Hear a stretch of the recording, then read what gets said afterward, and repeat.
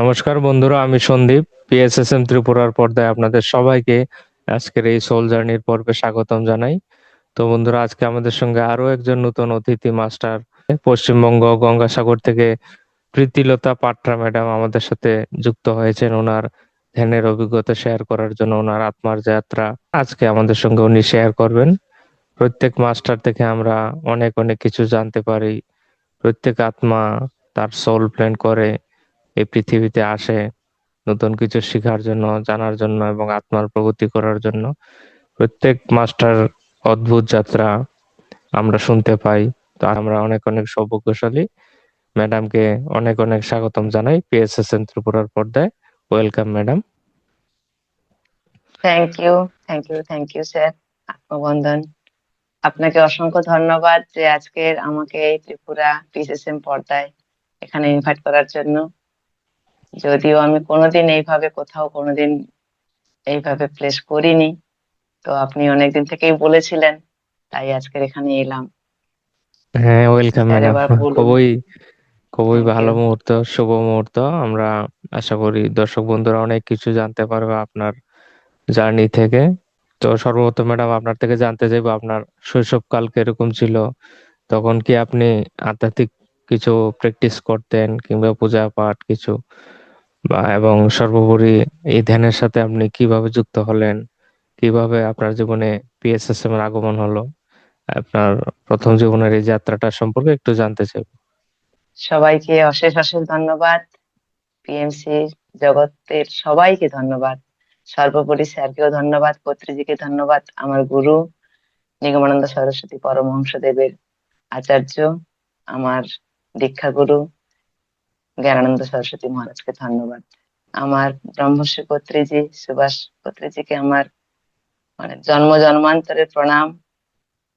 মহাবতার বাবাজিকে প্রণাম এবং এখানকার সমস্ত ধ্যানী বন্ধুদের আমার সশ্রদ্ধ প্রণাম জানিয়ে আমি আজকে শুরু করছি। আজকের আমার ছোটবেলাকার শৈশববেলা স্যার যেটা বললেন সেখান থেকে আমি শুরু করছি। প্রথমেই বলি স্যার, আমরা অনেকগুলি ভাই বোন।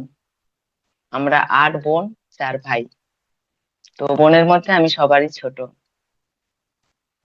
তো আমার বাড়িতে পরম্পরা যেটা নিগমানন্দ সরস্বতী পরমহংসদেবের দীক্ষিত ফ্যামিলি। তো দীক্ষিত ফ্যামিলি হলে কি হবে, অনেক বড় আমাদের বংশ। তো সেই সূত্রে আমার বাবা দীক্ষা নিয়েছিলেন আমি যখন নাকি গর্ভে আসি। বাবা মা দুজনেই দীক্ষা নিয়েছিলেন। তো সেটা আমি পরে জেনেছি। তো অনেকগুলো ভাই বোনের সূত্রে বাবা সার্ভিস করতেন। বাবা হসপিটালে ফার্মাসিস্ট ছিলেন। তো বাবা সার্ভিস করতেন বলে বাবা বাইরেই বেশিরভাগ সময় কাটাতেন।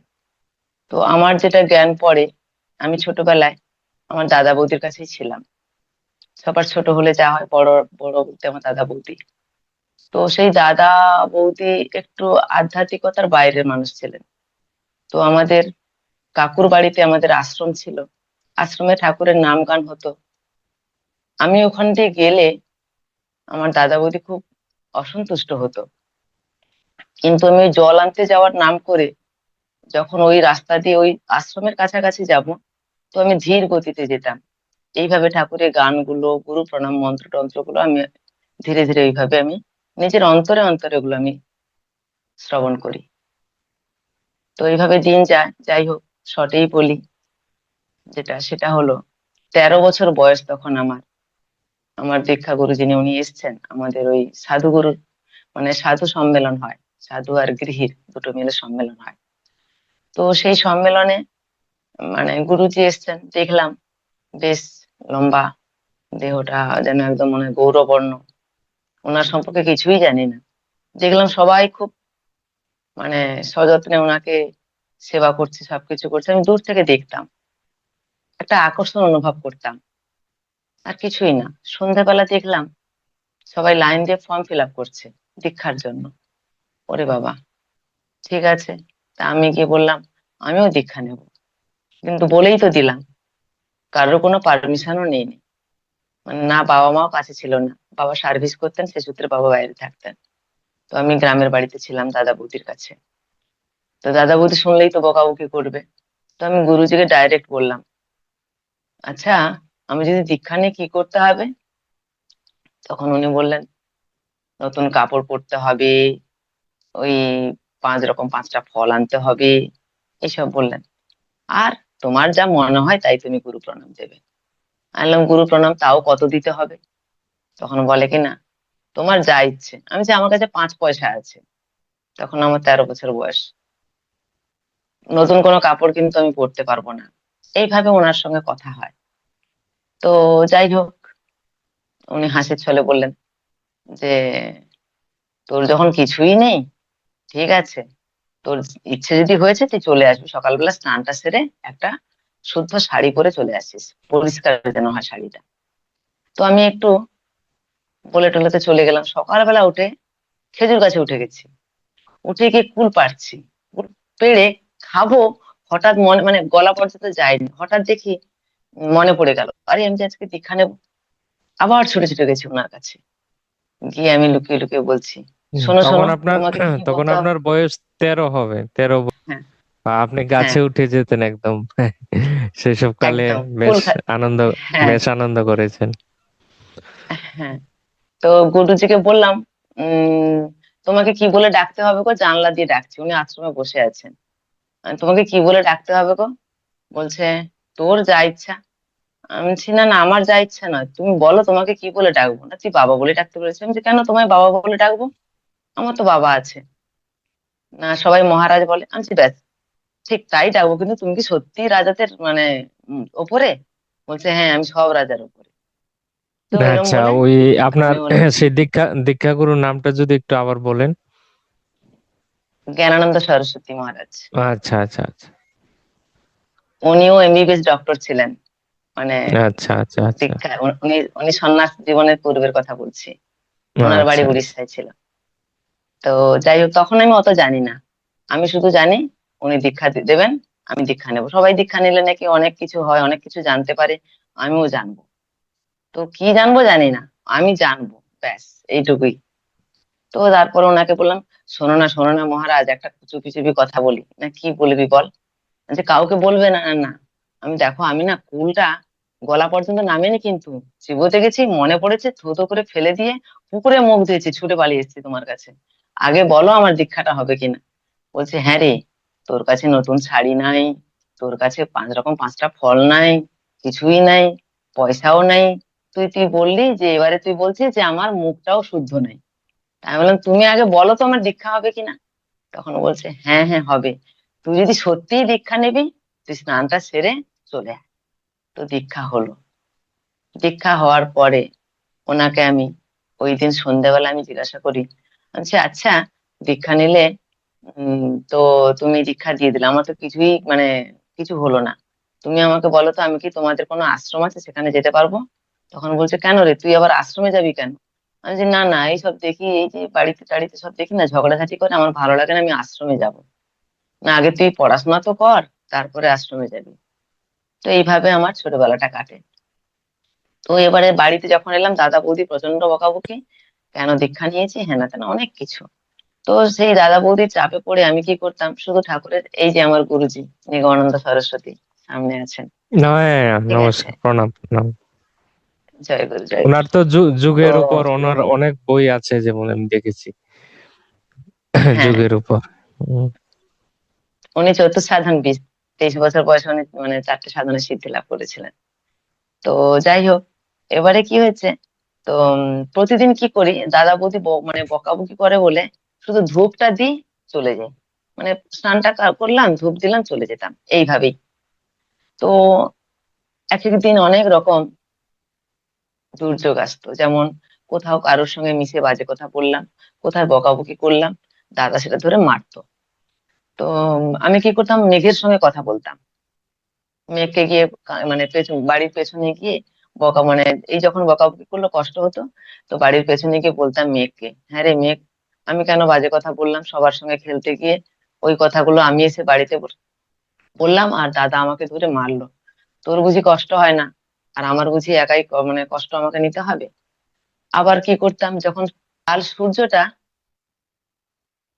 ওকেও আমি সাক্ষী রেখে কথা বলতাম, কিন্তু কেন বলতাম তা জানি না। ঠাকুরের ছবির সামনে না, মানে মেঘের সঙ্গে কথা বলতাম, ওই লাল সূর্যের সঙ্গে কথা বলতাম। যদি বলেন যে ভগবান যদি বলেন ওই খেলতে যাব, মেঘ উঠলে মেঘকে বলতাম তোকে আমি অনেক কিছু দেব, মেঘটা হোস না, আমি খেলতে যাব। এরকম করে মেঘের সঙ্গে কথা বলতাম, প্রকৃতির সঙ্গে কথা বলতাম। স্বপ্ন একটা দেখতাম, যে স্বপ্নটা আমি চোখ বন্ধ করলেই ওইটা আঁকতে পারতাম, কিন্তু আমি মুখ মানে চোখ খুলে বলতে পারতাম না। সেটা আজও মনে পড়ে। তিনটে নদীর সঙ্গম স্থল, আর সেখানটা লাল শাড়ি পরা মেয়েরা চলে যাচ্ছে, মাথায় মাটির কলসি, সামনে একটা বড় বট গাছ। তো উঁচু ধরনের জায়গাটা।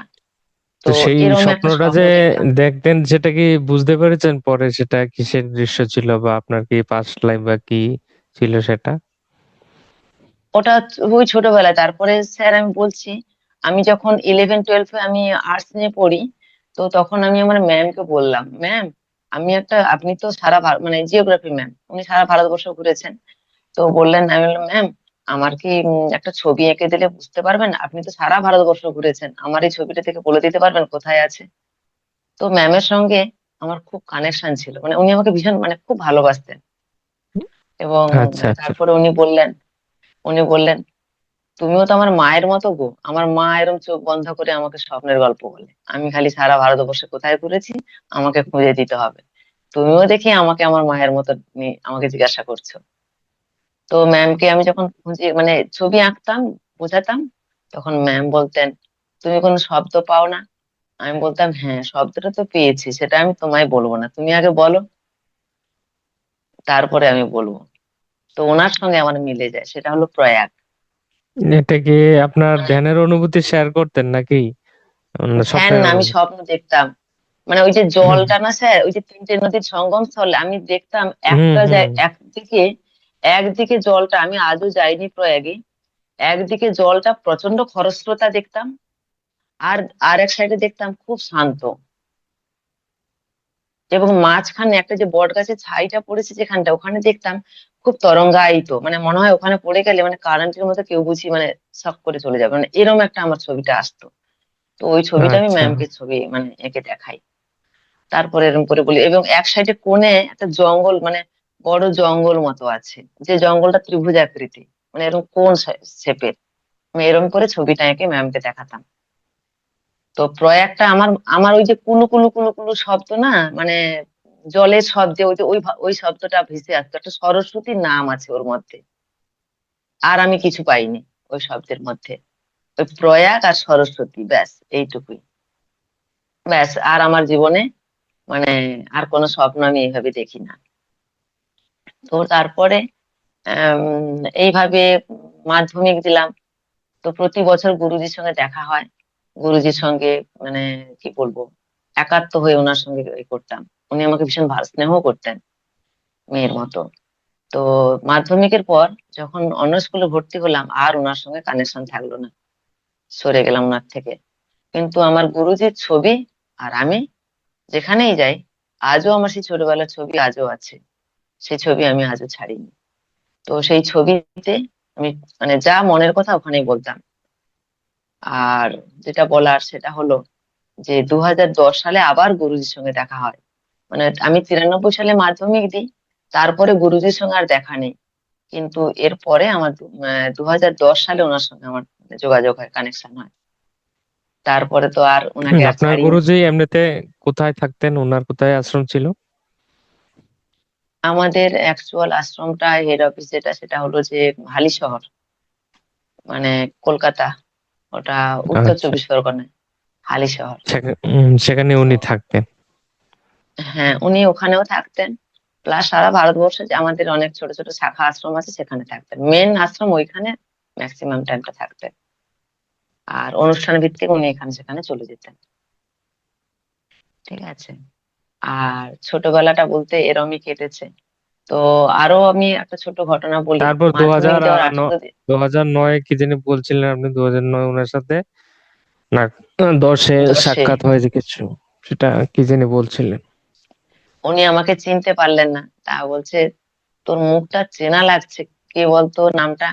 আমি বললাম, না তোমাকে তো বলতে হবে। তারপরে উনি ঝপ করে বললেন, ও তুই লতা। আমাকে ছোটবেলায় লতা বলে ডাকতেন। মানে আমি খুব বিচ্ছু ছিলাম, মানে আমাকে শাড়ি পরাবে আর আমি শাড়ি পরবো না, ঠিক আছে, মানে এরকম করে মানে আমাকে খুব মানে বকতেন আর কি, ঠিক আছে, আমি খালি ছুড়বো, এদিক ওদিক ছুড়বো, তুই শাড়িটা পরে আয়, লাল পাড় শাড়িটা পরে হুম। আয়, দেখি তোকে, এরকম করে আমাকে উনি ওই করতেন। খুব ছোট ছিলাম আমি। তো তারপরে আমি যখন বাচ্চা কাচ্চা হয়ে গেছে ওনার কাছে গেছি, তো আমি তখন ওনাকে বলছি, বাবা, বলছি কি রে তুই আমায় বাবা বলে ডাকলি শেষ পর্যন্ত? আচ্ছা, হ্যাঁ। খুব ভালো। আর হ্যাঁ, তো তারপরে মানে ওনার কি বলবো, মানে আমি ওনার সঙ্গে এতটাই একাত্ম ছিলাম যে যেখানে যাই না কেন, যাই করি না কেন, ওনার পারমিশন ছাড়া আমি করতাম না। কিন্তু সেই সাক্ষাতে কোনো ফোন টোন নয়। তারপরে 2017 সালে হঠাৎ করে আমার অ্যাক্সিডেন্ট হয়, আমি সাইকেল থেকে পড়ে গিয়ে আমার সায়াটিক নার্ভ মানে পাংচার হয়ে যায়। তো সেই অবস্থায় আমি টোটালি বেড রিডেন হয়ে যাই 3 মাস এক টানা। আমি এটাও শর্টেই বলি। তো ফোনে তো উনি কারোর সঙ্গে কথা বলেন না। তো আমার মানে আমাদের মায়েদের একটা আশ্রম আছে, তো একজন মা আমাকে ভীষণ ভালোবাসেন, গুরুমা। উনি আমাকে বললেন, হ্যাঁ রে, তোর সঙ্গে তো আমি তোকে দেখা করতে পারছি না, আর কিন্তু তোর কষ্টটা যে আমি নিতেও পারছি না, তুই এরকম বিছানায় কতদিন থাকবি? তো হঠাৎ কি মনে হলো, আমি মাকে বলি, মা গো, তুমি তো গুরুজির কাছে প্রতিদিন গিয়ে প্রণাম করো, তুমি একটু আমার মুখটা মানে মনে করে প্রণামটা করো, তো তাহলেই আমার প্রণাম হবে, আমি তো এখান থেকে করছি। তো বলে উনি মানে গিয়ে যখন সন্ধ্যাবেলা প্রণাম করলেন, তখন ওই মা কেঁদে ফেললেন। মানে উনি ওই ওই আশ্রমের আশ্রিতা, উনি ওখানটা ব্রহ্মচারিণী।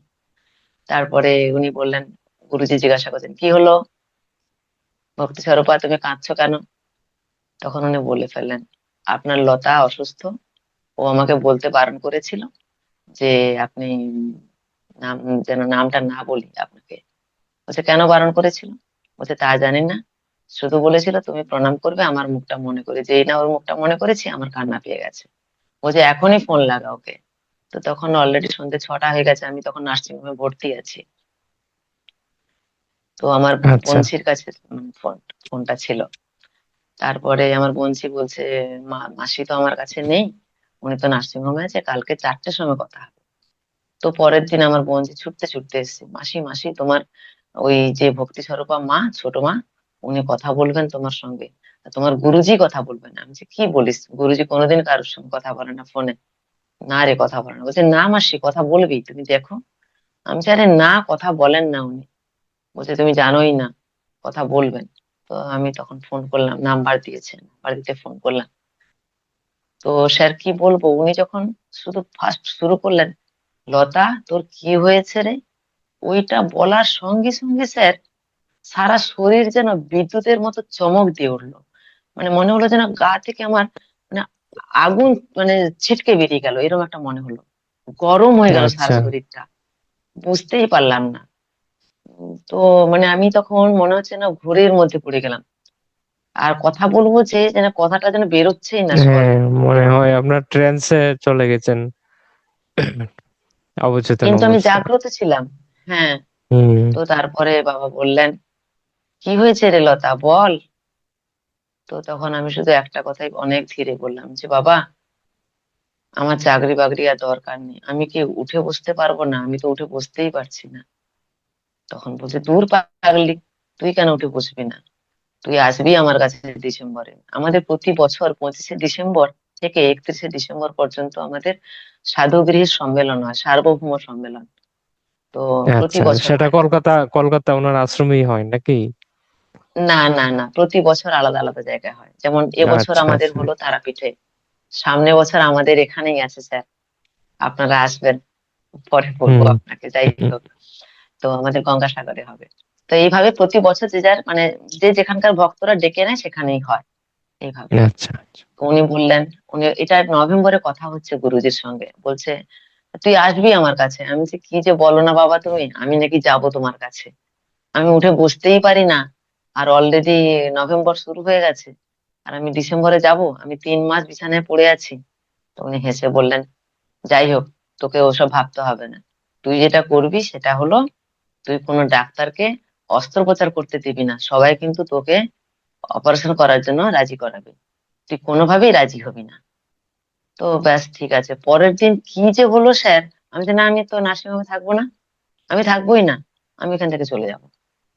তো বলে তড়িঘড়ি করে আমি নার্সিং হোম থেকে চলে গেলাম, উঠতে হুম। পারিনি। তারপর পিয়ালের হসপিটালে গেলাম, পিয়ালের হসপিটালে ওখানে একজন ডাক্তারকে দেখালাম, নিউরো ডক্টরকে।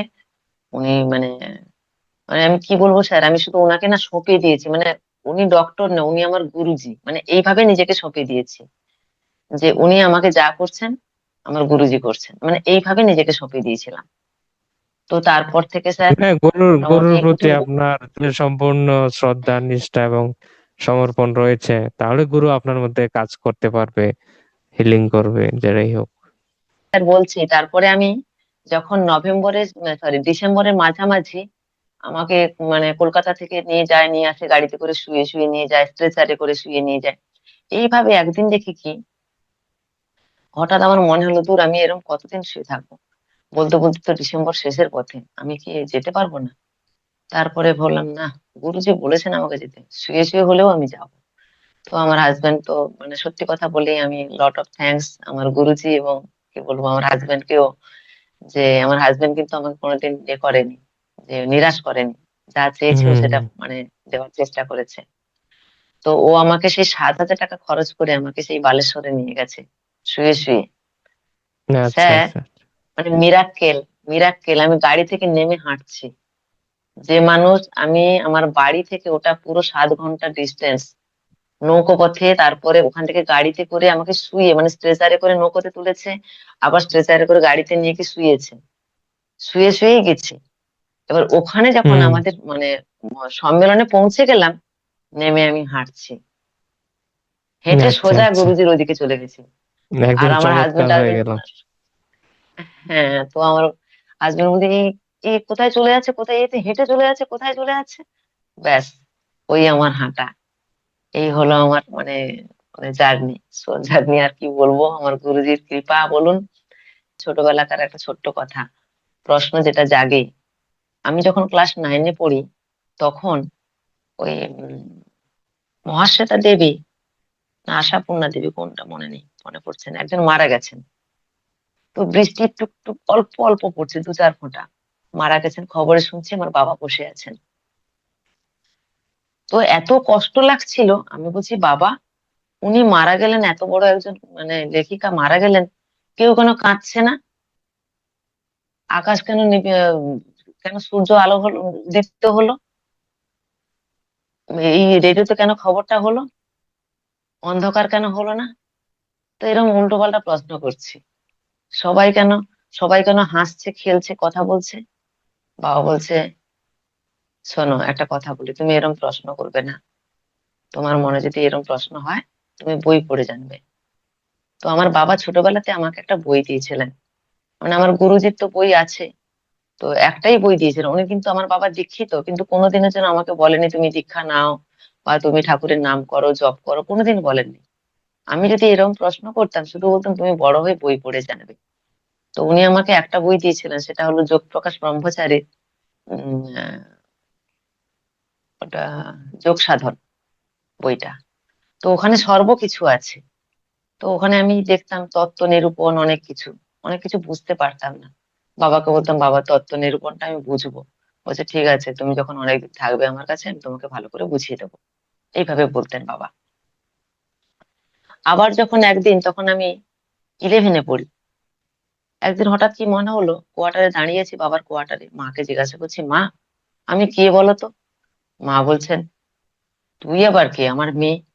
আমি বললাম, দূর বাবা, আমি কেন তোমার মেয়ে হতে যাব, তুমি বলোই না আমি কে। তখন বলছে, তুই না মাঝে মধ্যে যে কি করিস। তো বাবা বাজারে গেছিল, বাবা বাজার থেকে আসতে মা বলছে, দেখো তোমার মেয়ে আবার কিছু পাগল প্রশ্ন করছে। বলছে, কি বলছে? হুম, হুম। ও কে? যেই বলেছি ও আমার মেয়ে, আমার ছোট মেয়ে, তখন বলছে, না না আমি তোমার মেয়ে না। তা তখন বাবা আমাকে ডেকে বলছে, বাবা আমি তোমাকে বলেছি না, তুমি এইসব প্রশ্ন মাকেও করবে না, আমাকেও করবে না, তুমি বড় হয়ে বই পড়ে জানবে।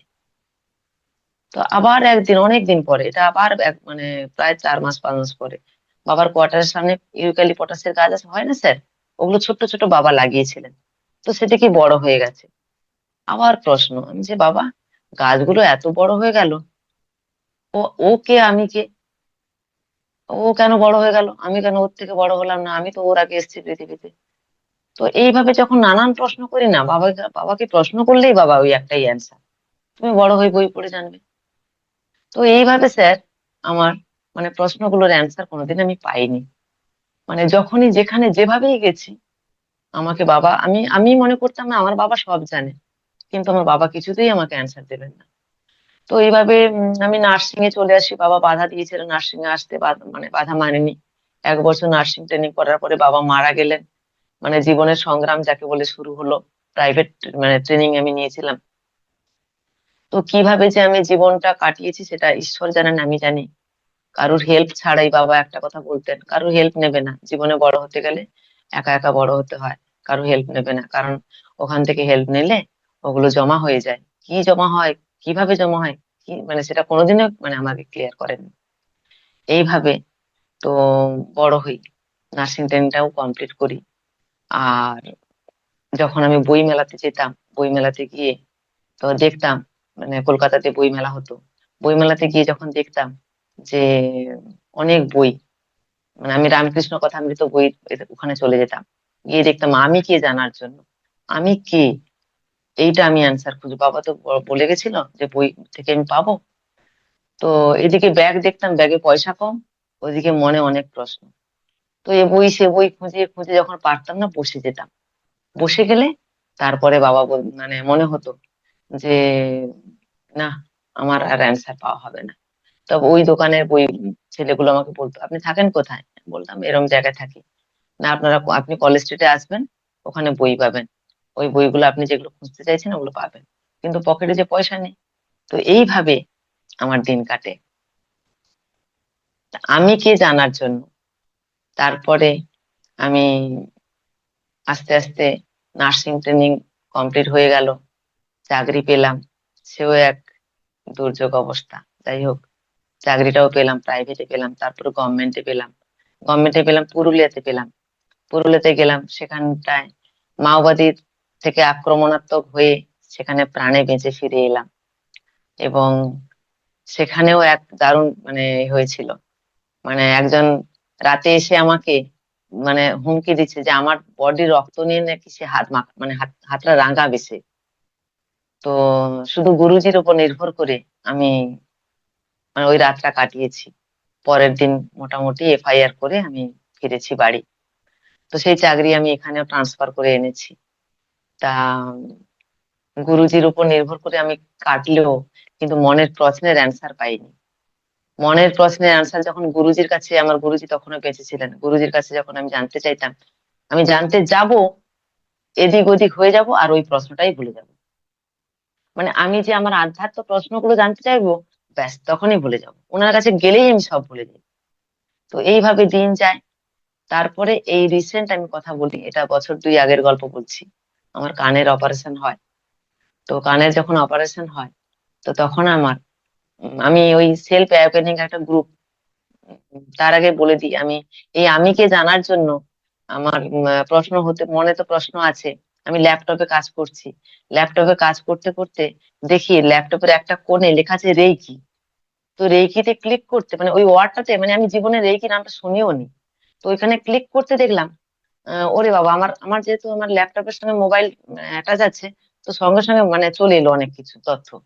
তো ফার্স্ট ওই মানে মানে স্যারকে, মানে রেকি টিচারকে আমি প্রশ্ন করি, আপনি কি আমার মূলাধার চক্র জাগিয়ে দিতে পারবেন? কারণ আমার সেই 13 বছর বয়সে আমার ওই যৌগিক পন্থা বইতে আমি দেখেছিলাম, আমার গুরুজির যে বইটা ছিল যোগী গুরু বইতে, ওখানে লেখা ছিল যে মূলাধার চক্র জেগে গেলে ব্যাস সবকিছু জানা যায়, সব প্রশ্নের অ্যান্সার জানা যায়। তো আমি তখন ডাইরেক্ট ওনাকে প্রশ্ন করি, আপনি কি আমার মূলাধার চক্র জাগিয়ে দিতে পারবেন? মানে যাকে বলে বোকা বোকা প্রশ্ন করে ফেলেছি, আমি তো জানিই না, মানে আমার প্রশ্নটা তো ওখান থেকেই। তো তারপর উনি বললেন যে না, আমি একটু আপনাকে কিছু বলবো না, আপনি ভিডিও গুলো দেখুন। তো কিছু ভিডিও পাঠালেন, দেখলাম টেকলাম। তো রেকি শিখলাম, লামা ফেরা শিখলাম, অনেক কিছুই শিখলাম, শুধু ওই একটাই প্রশ্ন, আমি কি জানার জন্য। মনের প্রশ্ন কিন্তু অ্যান্সার পাইনি। তারপরে 2024-এ আমি কানে যখন অপারেশন হয়, আমি একটা সেলফ অ্যাওয়েনিং গ্রুপে আমি যুক্ত হই। সেখানটা সবাই বলতো আনাপানা সতী ধ্যান না, খুব সুন্দর, কি যে ভালো লাগে। আমার ওটা মনে খটকা লাগে। আনাপানাসতি ধ্যান, ওটা আবার কেমন দেখি তো। তো সেটা ওটা আপনি আমি, মানে ওই যে আমি কে, সেটার খোঁজ করতে করতে নানা কোর্সে গেলেন, তারপর ইউটিউব দেখে দেখে সেই সেলফ ট্রেনিং গ্রুপটায় যুক্ত হলেন নাকি? না আমার, আমরা যারা রেইকির সঙ্গে যুক্ত ছিলাম, ওই যা দাদা দিদিরা সবাই মিলে একটা আলাদা গ্রুপ করলাম, নিজেদের আধ্যাত্ম আচ্ছা, চিন্তাটাকে মানে উন্নত করার জন্য। শেয়ার করার জন্য, ওখানে হ্যাঁ ওই হ্যাঁ। দাদা, হ্যাঁ ওনারাই বললেন, জানো তো আনাপানাসতি ধ্যানটা দারুণ।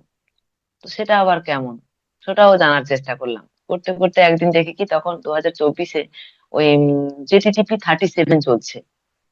তো হ্যাঁ হ্যাঁ হ্যাঁ। ওইটা গ্রুপে চলে আসে, তা ওখানে যুক্ত হলাম। তারপরে আমাদের রূপালী ম্যাম, আমাদের পুরুলিয়াতে আছেন, হ্যাঁ রূপালী হ্যাঁ হ্যাঁ। ম্যামের সঙ্গে আমি কন্টাক্ট করে তারপরে আস্তে আস্তে চলে এলাম। পত্রিজিকে অশেষ ধন্যবাদ যে উনি আমাকে ধীরে ধীরে ধীরে ধীরে এভাবে ওনার সঙ্গে যুক্ত করিয়েছেন।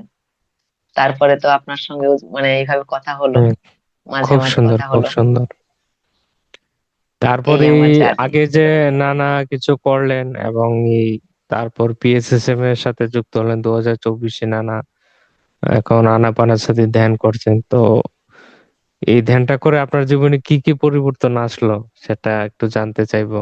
কি কি চেঞ্জেস হলো, বা আপনার প্রশ্নের উত্তর কি আপনি পেলেন, কতটুকু আপনার অভিজ্ঞতা হলো বা লাভ পেলেন সেই সম্পর্কে একটু বলুন। আমি ধ্যানের মাধ্যমে প্রথমে তো মন চঞ্চল ছিল, কিছুই বুঝতে পারতাম না, যে সবাই অনেক অনুভূতি যখন শেয়ার করতো ভাবতাম ও এরম বুঝি হয়। তো তারপরে দেখলাম আস্তে আস্তে আস্তে আস্তে, আমি তো 5 মিনিট কি, মানে আমি 5 সেকেন্ড বসতে গেলেই মনে হয় আমার কোমরে লাগে, এরকম একটা মনে হতো। তারপরে এক একদিন এইভাবে আস্তে আস্তে ধীরে ধীরে ধীরে ধীরে আমি আধা ঘন্টা, 1 ঘন্টা বুঝতে পারলাম। এবং সেই বুঝতে পারার মধ্যে আমার একটা নেশা চেপে গেল, যে ধ্যান করতেই হবে। মানে এখানে যেন মনটা কি শান্ত, কি শান্তি লাগে আমার। তো শ্বাসের আমি সঙ্গে কাজের জায়গায়, থাকলেই যেটা আমি, উম, হ্যাঁ শ্বাসের সঙ্গে মানে থাকলেই মনটা কি যে শান্ত হয়ে যেত। শান্তি। হ্যাঁ স্যার, মানে তারপরে আমি বলি উম, আমার কাজের জগতের কথা সঙ্গে যুক্ত করি। তো আমি আমার কাজের জগতে যেটা হলো, আমার অফিসিয়ালি একটু মানে এদিক ওদিক চলছিল, মানে আপনি অ্যাডজাস্টমেন্টের একটু কো- সমস্যা হচ্ছিল, আপনি কোন কাজের চাপ ডিপার্টমেন্টে, বেড়ে গেছিল। আপনি কোন আমি ডিপার্টমেন্টে নার্সিং রয়েছেন? কমিউনিটি, আচ্ছা আচ্ছা আচ্ছা আমি আচ্ছা, কমিউনিটি বুঝেছি, নার্সিং এর বলুন সঙ্গে যুক্ত আছি। বলুন। তো এবারে কি হয়েছে, দেখতাম যে এত চাপ নিতে পারছি না, একদিকে অনলাইনে কাজের চাপ, একদিকে পেশেন্টের চাপ, ওদিকে ডক্টরসদের মানে কানেকশন, মানে পেরে উঠছি না। তো তারপরে দেখি এই যখন ধ্যানের মাধ্যমে চলে এলাম, দেখলাম ও যেন সেকেন্ড পার্টি হয়ে গেল, মানে আমার ধ্যানটাই ফার্স্ট পার্টি হয়ে গেল, ঠিক আছে। এবং আর কেউ কিছু বকলোও না, মানে আগে যেমন মানে সিনিয়ররা মানে বসেরা যেভাবে বকাবকি করতেন, ওনারা কিছু বললেনই না। বা অফিসিয়ালি যারা, আমার অফিসে আমার সঙ্গে যারা কাজ করে কলিগরা, তারা দেখলাম আস্তে আস্তে মানে একজন, মানে টোটাল মেন আমরা 3 জন একসঙ্গে থাকি এক জায়গাতে, মানে কোর কোর যে কলিগ আমার যারা, তার মধ্যে এক এক লোক মানে একজন দেখলাম যে ও আমার কোনো কথাই মানে মানতে চায় না। মানে আমি যেহেতু সিনিয়র, মানে আমি মানে মানে পদোন্নতিতে সিনিয়র, তো কিন্তু সে যদি বয়সে বড়, তো কোনো কথাই নিতে চাইলো না। তাকে অনেক বোঝাতাম, অনেক কিছু করতাম, সে আবার গোপাল ঠাকুরের পুজো টুজো করে, যাই হোক। তো হুম কিন্তু কিছুতেই মানে সততার দিকে উনি নেই, মানে এরকম একটা হুম ব্যাপার। তো তারপরে এইভাবে উনি আমার নামে ব্লেম ফ্লেম করে, মানে আমাকে বসেদের কাছে অনেক কিছু করে, যখন উনি মানে মানে কোনোভাবেই পারলেন না, নিজের থেকে এখান থেকে ট্রান্সফার নেওয়ার চেষ্টা করলেন। উনি 27 বছর এখানে সার্ভিস করলেন। তো তারপরে দেখলাম যে উনি এখান থেকে ট্রান্সফার নিয়ে চলে গেলেন। তো তখন আমি মনে মনে ভাবলাম যে যাক, নিশ্চয়ই নতুন কিছু আসবে, যে আসবে সে আমাকে অবশ্যই ভালোবাসবে। তো এবং আরেকজন যে আছে, মানে আরেকজন, 3 জনের মধ্যে একজন তো চলে গেল, একজন, সেও স্যার কি বলবো, সে আমার কথা খুব মানে। সেও আজকে 2 বছর শাকাহারী হয়ে গেছে, আমিও 2 বছর শাকাহারী। এবং সেও ধ্যান করে এবং খুব মানে, মানে আমাদের এই ধ্যান জগতের হুম। সঙ্গে যুক্ত হয়ে গেছে। এবং কাজের জায়গায় এখন আর আমার সেই অ্যাংজাইটি সমস্যা হয় না, ফিলিংসটাও হ্যাঁ, নেই। এটা নানা নানা না, মানুষদের এই অভিজ্ঞতাটা হয়। ইউনিভার্স কিন্তু আমাদের একদম হেল্প করে এই ধ্যানের সাথে যুক্ত হলে। আমাদের পারিবারিক হোক, সাংসারিক হোক বা প্রফেশনাল হোক, নানা ক্ষেত্রেই তারা একটা ফেভারেবল এনভায়রনমেন্ট ক্রিয়েট করে দেয় যেন আমরা ধ্যানটা করতে পারি। এবং সেবার কাজও করতে পারি, আমাদের আত্মার উন্নতি হয়, আমাদের হ্যাঁ স্যার, ফ্রিকোয়েন্সি ভাইব্রেশন চেঞ্জ হলে সেরকম আমাদের আশেপাশের লোকগুলো চেঞ্জ হয়। যারা আমাদের ফ্রিকোয়েন্সিতে নেই তারা দূরে হয়ে যায় অটোমেটিক। একদম স্যার, এটা একদম মানে দেখলাম যে সত্যি ওই দিদি যে চলে যাবে আমি ভাবতে পারিনি। মানে অ্যাডজাস্ট একটু মানে হচ্ছিল, চ্যালেঞ্জ লাগছিল যে একে নিয়ে আমি কি করে এতগুলো বছর আমি চাকরিটা এখানে সামলাবো।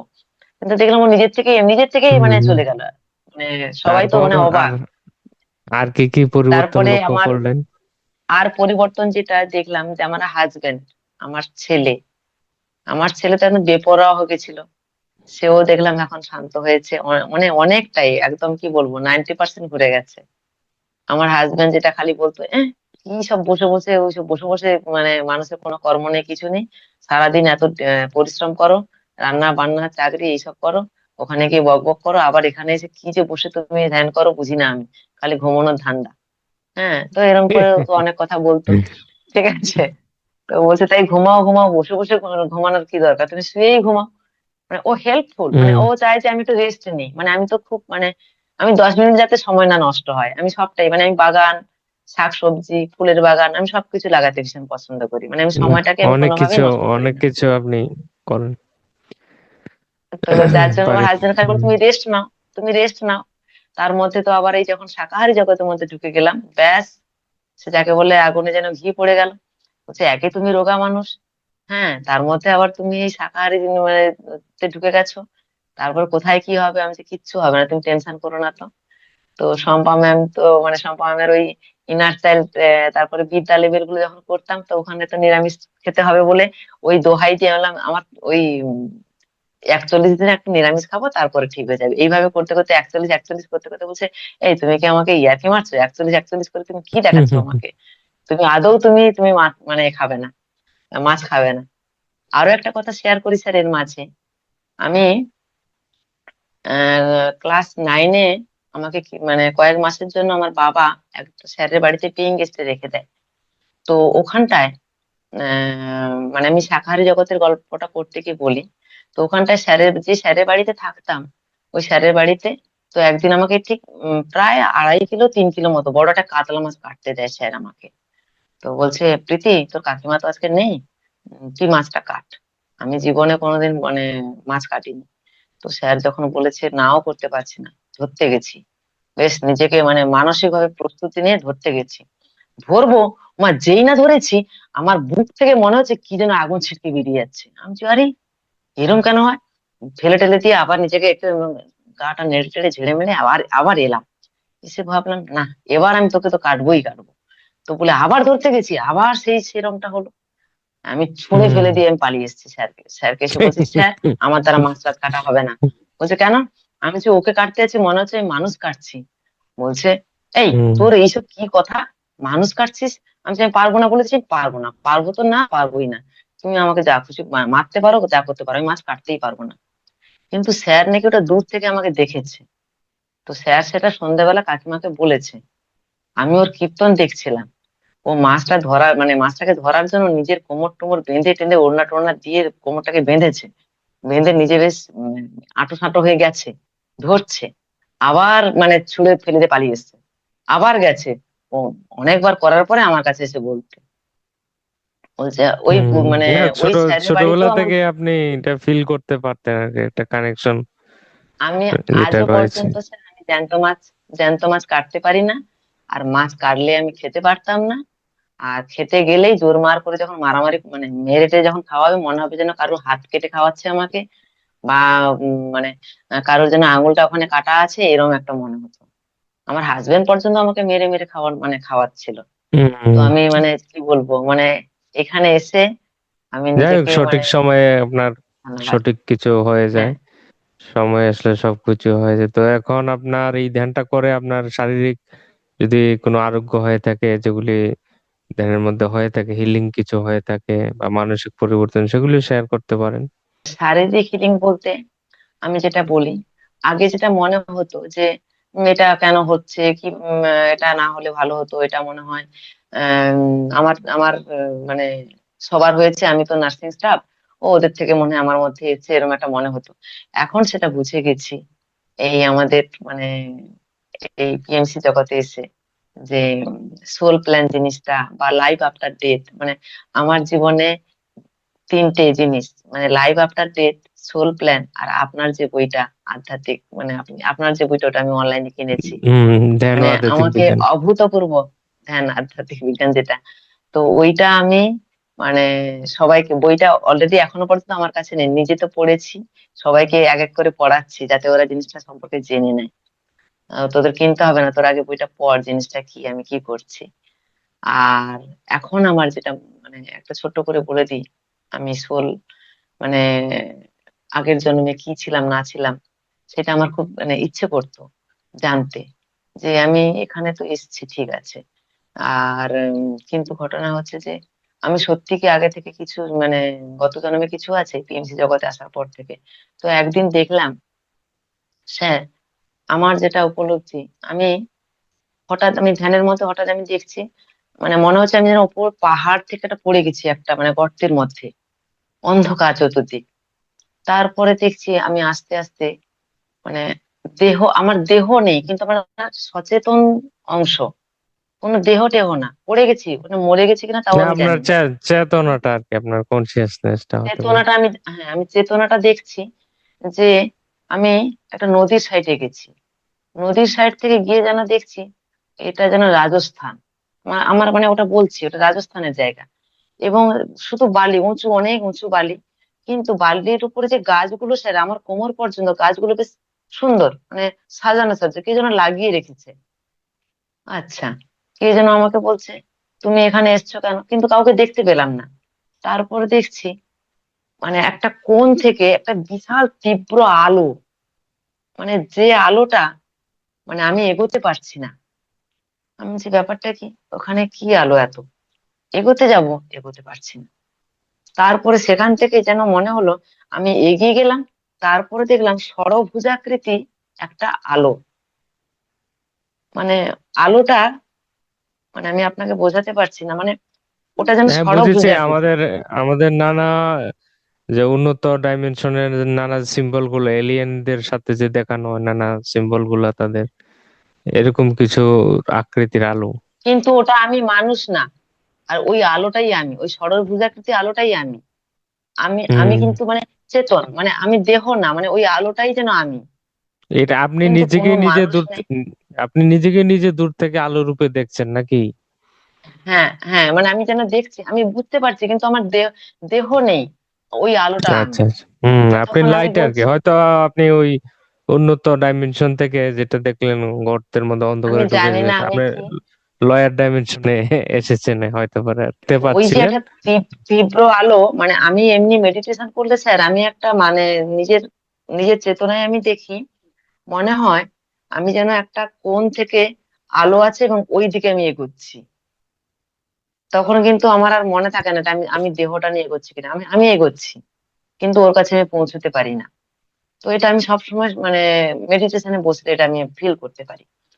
তো সেদিন হঠাৎ আমার এরকম মনে হলো, এটা জোর ভাবে, আরে আমি এগোতে পারছি না, কিন্তু আমি এখানে কেন এসেছি, যে আমি যেন জোর করে যাচ্ছি, জোর করে যেতে গিয়ে দেখলাম যে আলোটা এরকম একটা আলো, ওখান থেকে যেন বেরিয়ে এলাম, একটা মানে ষড়ভুজ আকৃতি, আকৃতি বিশিষ্ট, সে না মাটিতে না আকাশে, মানে এরকম মানে মধ্য জায়গায় যেন আমি মানে ভাসমান অবস্থায় আছি, আলোটা এমন ভাবে আলো। তো তারপরে প্রচন্ড মাথা যন্ত্রণা করছিল, মাথা যন্ত্রণা করতে করতে হঠাৎ মনে হলো যে আমার মাথা যন্ত্রণা করছে কেন, তারপর আমার থাড়াইয়ের কাছে দেখলাম যে ওই আলোটা এসে মিলে গেল, ব্যাস, আমি চোখটা ও, খুলে এটা নিজেকে আপনি আমি এটা শান্ত আপনি করলাম। ধ্যানের মধ্যে দেখলেন, ওই আলোটা এসে আপনার ধ্যানের তাড়াতাড়ি মধ্যে, এসে মিলিয়ে গেল। হ্যাঁ আচ্ছা, হ্যাঁ, আচ্ছা, ব্যাস আচ্ছা। ব্যাস।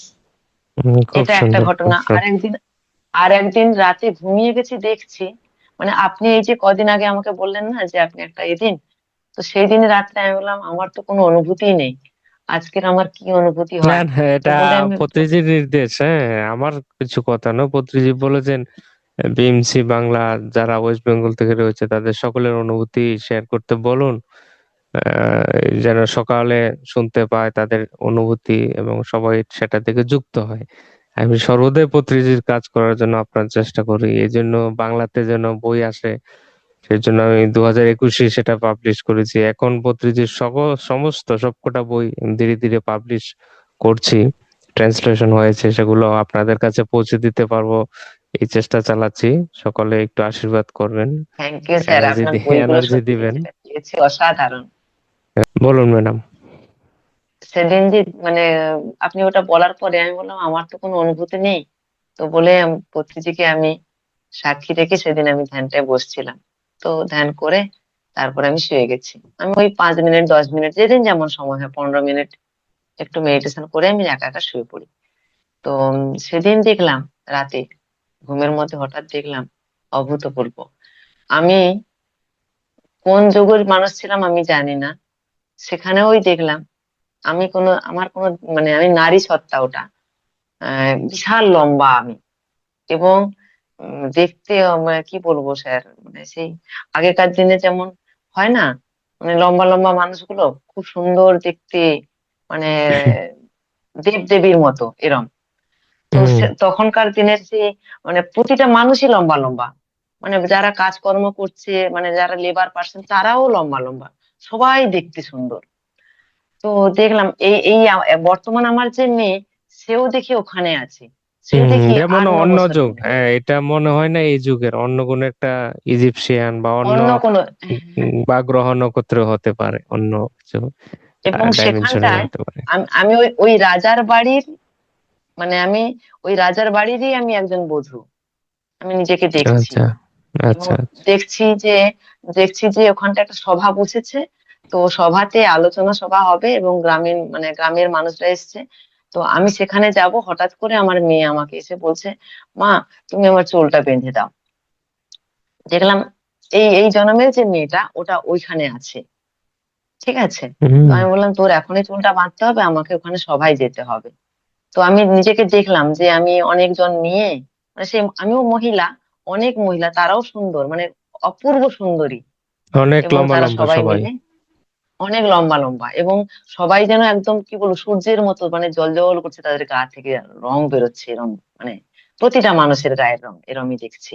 এবং তখনকার দিনে স্নানাগার দেখলাম, স্নানাগার যেটা মানে আমি হুম রাজপ্রাসাদটা দেখতে পাইনি, স্নানাগার দেখলাম, মানে ওপরটা খোলা, দেওয়াল বিশিষ্ট, এরম মানে মানে চৌকোনা চৌকোনা হুম বিশিষ্ট, হুম। মানে সুইমিং স্নানাগার সুইমিং দেখছি আর এখনকার কি যে ওখানটা। সুইমিং পুল কিছুটা এরকমই না? হ্যাঁ হ্যাঁ হ্যাঁ, মানে এরম টাইপের আর কি। তো আমি এইটাই দেখলাম। আমি বললাম বাবা আমি কি এখানে ছিলাম নাকি, একদম ভোর 5টার সময় আমার ঘুম ভেঙে গেছে, দেখছি আমি যে আমার হাজবেন্ড জোর করে একটা মানে কাশলো, আমার ঘুমটা ভেঙে গেল, একদম মানে ভোরবেলা ওটা দেখলাম আর কি। হয়তো আরো হুম। কিছু দেখতাম, এইভাবে দেখছিলাম। আমার দেখা বলতে এইটুকু। আর যেটা বলার সেটা হলো যে এই পিএমসি মানে সঙ্গে যুক্ত হয়ে যাওয়ার পরে আমার কাছের মানুষদের, মানে যারা আমার এতগুলো ভাই বোন, কারোর সঙ্গে সেভাবে আমার খুব একটা ভালো যে রিলেশন আছে তা নয়, কিন্তু সবাইকে আমি শুধু একটা কথা বলেছি, তোরা রাগ করিস না, আমার কোথাও এখন যেতেও ভালো লাগে না, আর তোদের সঙ্গে বেশি ফোনে কথা বলতেও আমার ভালো লাগে না। তবে আমি একটা গ্রুপ বানাচ্ছি, সেই গ্রুপে আমি কিছু জিনিস শেয়ার করবো, তোরা পারলে এগুলো দেখিস। আর এখন স্যার আমার বাংলাদেশ, কুয়েত, আমার ইন্ডিয়া, মানে সব অনেক বন্ধু হয়ে গেছে, যারা মানে আমরা সবাই আধ্যাত্ম জগতের সঙ্গে যুক্ত হ্যাঁ, হয়েছি, মানে ভীষণই ভালো লাগে। হ্যাঁ, ধ্যানে আসলে এটাই চমৎকার হয় যে আমরা আমাদের লাইক মাইন্ডেড পিপল খুঁজে পাই, আমাদের অনুকূল যারা আধ্যাত্মিক শিকার, আমাদের ফ্রিকোয়েন্সি ভাইব্রেশনে যারা রয়েছে, তারা সহজে আমাদের কাছে অ্যাট্রাক্টেড হয়ে আসে, আমরাও তাদের কাছে অ্যাট্রাক্টেড হয়ে আমি তো যাই। ভাবতেই পারি না, আর আমি যারা ভাবতেই আমাদের পারি না যে এইসব অনুকূল নয়, মানুষগুলোর সঙ্গে, হ্যাঁ, উম যারা আমাদের অনুকূল নয়, সেটা আমাদের ফ্যামিলি মেম্বার হোক, রিলেটিভ হোক, তারা ধীরে ধীরে দূরে সরে যায়। তাদের সাথে দেখা হলে কথা বলতে ইচ্ছা করে না। এটা স্বাভাবিক। কোনো কেউই এটা নিয়ে ভয় পাবেন না বা মাথা কাঁপাবেন না, যারা এই আধ্যাত্মিক পথে আছেন, এরকম হবে সকলের কাছে। এটা সকলের অনুভূতি, এটা হচ্ছে একটা ফ্রিকোয়েন্সি এনার্জির ব্যাপার, যেখানে এগুলি হয়ে থাকে। তো এগুলা পজিটিভ সাইন। সকলে ইন্ডিভিজুয়াল সোল, কারোর সাথে কারোর অ্যাটাচমেন্ট রাখতে হবে না। কে মা বাবা ভাই বন্ধু বোন, সবাই এক একজন ইউনিক সোল, আত্মা। আপনারা যার যার নিজস্ব আত্মার প্রগতির জন্য এসেছেন, এই জার্নিতে সবাই এগিয়ে যান। যারা সঙ্গে যেতে চায় তাদের সাথে নিয়ে চলেন, এগিয়ে যান এবং সকলের কাছে ধ্যান পৌঁছে দিন। আর আর আশা করি। যাত্রা বলতে স্যার এখন আমি যেটা মানে আমি তো এইবারে এতে গেছিলাম ধ্যান মহাকুম্ভে আমাদের কি বলে ওটা উত্তরাখণ্ড গেছিলাম। তো আচ্ছা, সেখানেও দারুণ অনুভূতি আমার, মানে বিশাল অনুভূতি। বলুন কি বলুন, বলবো, ধীরে ধীরে আমি বলুন। তো ভাবতেই পারিনি। তো ওখানটায় যখন বসেছি, মানে আমি তো ভাবতেই পারিনি, মনে হচ্ছে ওটা স্বর্গভূমি। মানে আপনারা হয়তো আগে গেছেন, পত্রীজি তো ওখানে আগে ছিলেন, এখনো আছেন, উনি তো সর্বত্র বিরাজমান।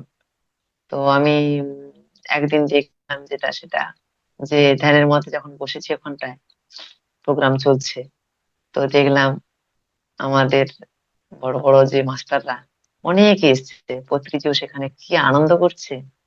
মানে আমিও তার মধ্যে ওখানে ঢুকে গেছি। মানে কি বলবো, সেদিন আমি নিজেকে ধরে রাখতে পারিনি, কেঁদে প্রচুর কেঁদেছি। আর খুব কষ্ট হচ্ছিল ওখান থেকে ছেড়ে আসতে আমার, ওই জায়গাটা হম। ভীষণ সেখানে কষ্ট কয়দিন হচ্ছিল ছিলেন? আমার জীবনে, আমি ভাবতে পারি পুরোটাই ছিলাম, আচ্ছা, পাঁচ আচ্ছা, দিন আচ্ছা। তো অনেক পুরো মনে হয় 5 দিন হিলিং ছিলাম। হয়েছে আপনার, আপনার ভিতরের সকল ইমোশন গুলো রিলিজ হয়েছে আপনার। হ্যাঁ হ্যাঁ স্যার। দেন সেখানে আমাদের গেলেই রুম কিছু ম্যাম না করলে ছিলেন। বসে থাকলেও হিলিং হতে শুরু করে, এত এনার্জি থাকে আর এরকম ধ্যান সামনে যজ্ঞ গঙ্গা, গুলিতে। হম। সামনে প্রকৃতি। গঙ্গা, অসাধারণ অসাধারণ।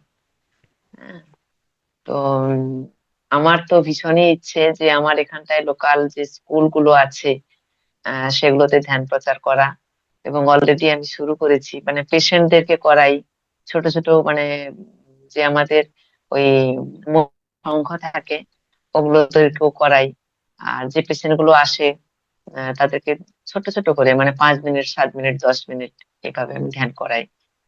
হুম, আহ এই আমার ইচ্ছে খুব আপাতত। সুন্দর করে সবাইকে, যার সাথেই সাক্ষাৎ হয় তাকেই একটু ধ্যান সম্পর্কে বলবেন, প্রচার প্রসার করবেন। এটাই তো পত্রিজি চান, যে এই পৃথিবীটা ধ্যান জগতে পরিণত হোক, সাকার জগতে, পিরামিড জগতে। এই তিনটা জিনিসই মেইন পিএসএসএম এর, যার মাধ্যমে খুব ফাস্ট আমরা একদম আধ্যাত্মিক প্রগতি করতে পারি। এক একটা বিশাল বড় টুল, সাকারি হওয়া, ধ্যান করা, পিরামিডকে ব্যবহার করা। তো খুব সুন্দর অদ্ভুত যাত্রা আমার আপনার। আর যদি কিছু থ্যাংক শেয়ার ইউ করেন স্যার। সমাজের জন্য, সোসাইটির জন্য, কিংবা আপনি আর কিভাবে সেবার কাজ করছেন সেগুলা। মানসিক পরিবর্তন যেটা বলতে চাইছি, সেটা যে আমি, মানে যেভাবে অ্যাংজাইটি ছিল, যেভাবে আমার, মানে আমি ছোটখাটো ব্যাপারটা আমি খুব রেগে যেতাম। মানে আরো কি বলবো, মানে হয়তো কারোর উপর অনেক দিন ধরে আমার অনেক রাগ ছিল, সেটা আমি ভুলতেই পারতাম না। মানে আমার আশেপাশে, আমি বলি স্যার, আমি যেহেতু এখানে প্রথম, আমি এখানে সার্ভিস হোল্ডার মেয়ে, মানে মেয়ে বলে এখানটায় সবাই একটু আমাকে অন্য চোখে দেখতো। তো প্রথমটা আমার অ্যাডজাস্ট করতে খুব কষ্ট হতো। কেস কাচারি অনেক কিছু হয়েও গেল, মানে আমার ফ্যামিলির সঙ্গে, মানে একটা আতঙ্কের জীবন ছিল। তো এখন আমি যেটা দেখলাম, ইভেন আমার জায়ের সঙ্গেও, তো আমি ভাবতেই পারিনি মানে আমার ফ্যামিলি মেম্বারদের সঙ্গে আমার এতটা মানে রিলেশন মানে খারাপ হয়ে যাবে। তো সেই রিলেশন থেকে এখনো বেরিয়ে এসেছি। মানে আমি কি বলবো স্যার, মানে আমার আর কোনো মানে কোনো বাধা নেই, শুধু আনন্দ, এইটুকুই বলতে এখন পারি। আপনি অনেকটা, আপনি মুক্ত হয়ে গেছেন বলা যেতে পারে, শান্তিতে একদম একদম থাকতে স্যার, পারছেন। একদম। সম্পর্কগুলিও মানে একটু আমি যাদেরকে মধুরতায় ভুলতে পারিনি, এসেছে। হ্যাঁ হম। হ্যাঁ, আমি ভাবতেই পারিনি যে এদের সঙ্গে আমি, এক এক সময় মনে হতো আমি একে আমি জীবনে কোনোদিন মানে ক্ষমা করতে পারবো না। মানে আমি ভাবতেই পারিনি যে আমি, মানে আমি সেখান থেকে বেরিয়ে আসবো। সত্যি এটা বলছি স্যার, এত একমাত্র অন্তর সম্ভব থেকে ধ্যানের বলছি। ধ্যানের মাধ্যমে, যখন আমাদের একদম আত্মজ্ঞান আসে, একদম তখন আমরা অন্যকেও বুঝতে পারি, না হলে শুধু দোষ অন্যকেই দিতে থাকি। এই আর কি, নানা একদম সময় যে একদম আমরা স্যার। নানা ভাবে ড্রামাটা প্লে করতে হয়, এটাই শিখাটা একটা আর্ট অফ লিভিং। আমরা কিন্তু ড্রামা প্লে করতে হয় একদম নানা একদম পরিস্থিতিতে, না সময়ে। সেই একদম। ড্রামা প্লে করাটাও একটা ব্যাপার। যাই হোক, তো হ্যাঁ সত্যি আপনার সত্যি। জীবনেও, ফিজিক্যাল জীবনেও অনেকটা আপনি ধ্যানের মাধ্যমে উপকার পেয়েছেন। আর আধ্যাত্মিক ভাবে তো নিজেকে জানতে শুরু করেছেন, আপনি কে, যেটা ছোটবেলা থেকেই খোঁজ করে আসছেন। তা আপনার সম্পর্কে কি আর কিছু জানতে পেরেছেন, বা ধ্যানে আর কিছু এরকম দেখতে পেয়েছেন কোনো ঠাকুর দেবদেবী, সেগুলো থাকলে কিছু বলতে পারেন। না, আর আলাদা করে আমি সেভাবে কিছু দেখিনি। আর আচ্ছা আচ্ছা। গুরু নির্ভরশীল, এইটুকুই বলতে পারি।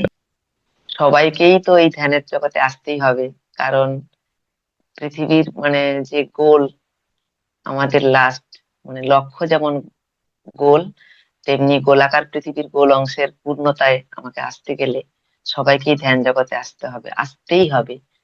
কারণ আমি যদি মানে আমি নিজের যে অনুভবটা পেয়েছি সেই অনুভবটা সবার মধ্যে ছড়িয়ে দিতে চাই। আর সবাই সেই আত্মজ্ঞানের অধিকারী হোক, মানে আত্মজ্ঞান প্রদানেন তস্মৈ শ্রী গুরবে নমঃ। আত্মজ্ঞান না হলে কিছুতেই মানে কোনো কিছু সম্ভব নয়। আর সেই আত্মজ্ঞানটা আসতে গেলে সবাইকে ধ্যানে আসতে হবে। আর আমাদের এই আনাপানাসতি ধ্যান একমাত্র সেই জিনিসটাই আনতে পারে। কারণ আমি অনেক ছুটেছি, আমি নিজেকে জানার জন্য শুধু দীক্ষা নিইনি, আমি রেইকি লামা ফেরা এত কিছু করার পরেও আমি মানে আমি ছুটেছি যে কোথায় গেলে পাবো, কোথায় গেলে জানতে পারবো আমি সেই জানাটা। আমি এখানে আমি এখানে এসেই জেনেছি। তো আমি চাইবো সহজ সরল। আমি আরো বলি, আমি ক্রিয়া যোগেও যেতে চেয়েছিলাম, কিন্তু সেখানে যেতে পারিনি। তো বিহঙ্গের মতো মনে হলো যে আর আমার কোথাও যাওয়ার দরকার নেই, আমি এখানেই আমি শান্তি পাবো। ব্যাস, না, এটুকুই বলতে মহাবতার পারি। বাবাজিও যে মহাবতার বাবাজিও এই ধ্যানটার কথাই বলেছেন। হ্যাঁ, শ্বাসকে দেখে অবজার্ভ করা, এটাই ক্রিয়া, এটাই শ্বাসের ক্রিয়া। হম, সাক্ষী সহজ ভাব সরল, রেখে এত দেখতে থাকা সহজ সহজ, সরল। এটাই ক্রিয়া যোগ, আলাদা কিছু নেই। আর যেটা একদম, ওই একদম, একদম। উম, মহাবতার বাবাজি লাহিড়ী মহাশয়কে দিয়েছেন, ওখানে প্রথমে নানা চক্রগুলিকে চক্রের মাধ্যমে দেখা এবং নানা কিছু ছিল, সেগুলি সিম্পলিফাই করে একদম সহজ সরলভাবে, যেটা কেউ মন্ত্রের সাথে করে কিংবা মন্ত্র ছাড়াও করে, এই শ্বাসকে অবজারভেশন করলে আমাদের মন বিচার শূন্য হয়ে যায়। অদ্ভুত সহজ সরল সাইন্টিফিক টেকনিক, এখন বাবাজিও সেটাই জোর দিচ্ছেন। বাবাজি যে চ্যানেল মেসেজ গুলা তার মধ্যে উনি সরাসরি বলছেন, শ্বাসকে দেখো, শ্বাসকে দেখো, আর কিছু না। বাঁশি বেজে উঠলে আর থাকতে পারি না, শরীরের নার্ভ যেন একদম ইনঅ্যাক্টিভ হয়ে যায়। এ হুম। এমন একটা অদ্ভুত ফিলিংস। তো আমি মনে করি যে যে জগতেই থাক, যে যে কর্মেই থাক, তো সবাই এই আনাপানাসতি ধ্যানের মধ্যে চলে আসুক। আর এই বাঁশির ডাক সবাইকেই একদিন বিমোহিত করবে, করবেই করবে।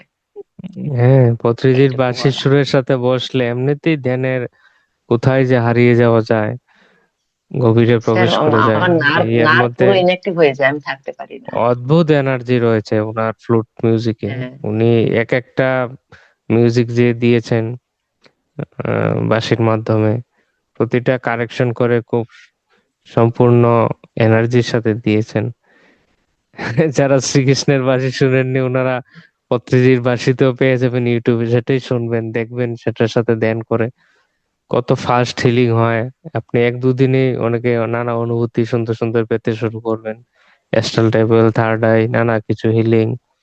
এগুলো প্র্যাকটিক্যাল, সম্পূর্ণ অবিশ্বাসের, যারা এই অবিশ্বাস করছেন বা অলৌকিক ভাবছেন, আপনারা নিজে একটু আসুন, ধ্যানটা করেই দেখুন। যতক্ষণ পর্যন্ত রসগোল্লা না খাবেন, ততক্ষণ পর্যন্ত কিন্তু রসগোল্লার স্বাদ পাবেন না। তাই এটা করার বিষয়, মুখে বললে একদম, হবে না। একদম, শুধুমাত্র শুধুমাত্র পডকাস্ট দেখেও কিছু হবে না।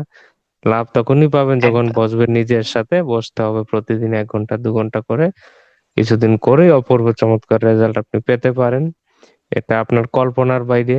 যতক্ষণ পর্যন্ত পিএসএসএম এ যুক্ত না হবেন, আমাদের 18টা প্রিন্সিপাল রয়েছে পত্রিজির, প্রত্যেকটা প্রিন্সিপাল খুব সাইন্টিফিক ভাবে দেওয়া হয়েছে। যারাই নানা জায়গায় গিয়েছেন, নানাভাবে প্রতারিত হয়েছেন, বিভ্রান্ত হয়েছেন, সত্যকে জানতে পারেননি, আপনারা এখানে এসে এক্সপেরিমেন্ট করে দেখুন। আমি বলবো না যে বিশ্বাস করুন বা মানতেই হবে, আপনি নিজে এসে এক্সপেরিমেন্ট করবেন, রেজাল্ট পেলেই সঙ্গে থাকুন। তারপর এখান থেকে আপনার আধ্যাত্মিক যাত্রা শুরু করুন, সেবার কাজ শুরু করুন। এই সেবার কাজের মাধ্যমে আমাদের আত্মার পিউরিফিকেশন হয়, আমাদের অহংকারগুলি ধীরে ধীরে ঝরতে শুরু করে। তখন আমরা আরো আমাদের সত্তার সাথে মিশে যাই, আরো এগুতে থাকি, সেই পরমাত্মার গুণগুলি আমাদের মধ্যে প্রস্ফুটিত হয় এবং সর্বোপরি আমরা আমাদের যাত্রা পূর্ণ করতে পারি। নট থেকে নারায়ণের যাত্রা, আত্মা থেকে পরমাত্মার যাত্রা, যাই বলুন না কেন, সেটা একমাত্র সম্ভব হয় ধ্যানের মাধ্যমে, জ্ঞানের মাধ্যমে। তো সবাইকে অসংখ্য ধন্যবাদ, ম্যাডামকে অসংখ্য ধন্যবাদ এই অপূর্ব মেসেজ আপনাকেও গুলি ধন্যবাদ দেওয়ার জন্য। Sir. Thank you, thank you. Thank you. আপনি থ্যাংক ইউ। আপনার মূল্যবান সময় দেওয়ার থ্যাংক জন্য ইউ এবং স্যার। যুক্ত হওয়ার জন্য। আগামীতে থ্যাংক আরো ইউ স্যার। আপনার অভিজ্ঞতা শুনবো, এই আশা রেখে আজকের মতো এখানেই শেষ থ্যাংক করছি। You. Thank you sir. Thank you, thank you.